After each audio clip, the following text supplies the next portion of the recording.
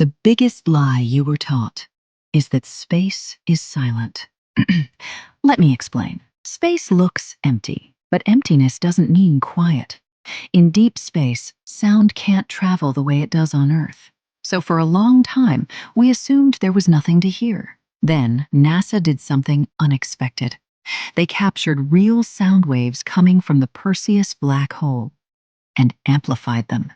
We expected a mechanical hum, a low, boring vibration. Instead, we heard this.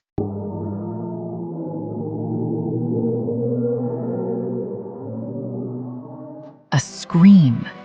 Those waves are pressure ripples moving through superheated gas, vibrating at frequencies so low they had to be raised by millions of times just for us to hear them.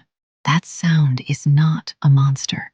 It's a star being torn apart, stretched, shredded, eaten alive by gravity itself. The universe isn't silent.